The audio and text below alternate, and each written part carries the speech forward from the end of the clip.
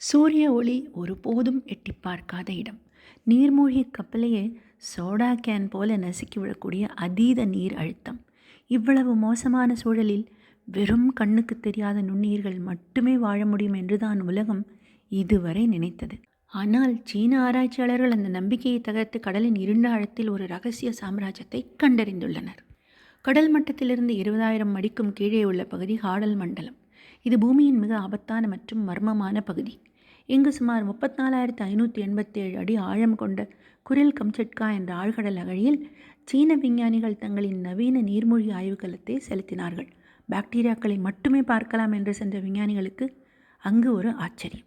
10 kilometre ஆழத்தில், அதாவது சுமார் 33,000 அடிக்கு கீழே ஒரு அடி நீளம் கொண்ட டியூப் வார்ம்ஸ், குழாய் புழுக்கள், விதவிதமான மெல்லுடலிகள் மற்றும் ஓடுடைய உயிரினங்கள், அலைப்பாயும் கடல் வெள்ளரிகள், சீ குக்கும்பஸ் என முழுமையான உயிரின கூட்டமே அங்கு செழிப்பாக வாழ்ந்து கொண்டிருந்தது. இவ்வளவு பெரிய உயிரினங்கள் அத்தனை அழுத்தத்தில் எப்படி நசுங்கி போகாமல் வாழ்கின்றன? அறிவியலுக்கே ஒரு சவால். சூரிய ஒளி இல்லாமல் இந்த ஆழ்கடல் உயிரினங்கள் வேதிச் சேர்க்கை என்ற விசித்திரமான முறையை பின்பற்றி கடல் தரையில் உள்ள பிளவுகளில் இருந்து கசியும் மீத்தேன் மற்றும் கார்பன் டை ஆக்சைடு போன்ற வேதிப்பொருட்களை உண்டு அதிலிருந்து தங்களுக்கு தேவையான ஆற்றலை இவை பெற்றுக்கொள்கின்றன.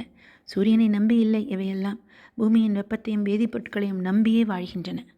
இந்த அரிய கண்டுபிடிப்பு விண்வெளியில் மட்டும் விசித்திரங்கள் இல்லை என்றும் நமது ஆழ்கடல் அலைகளுக்கு அடியில் அமைதியாக மாற்று உலகம் இயங்கிக் கொண்டிருப்பதையும் கூறுகிறது.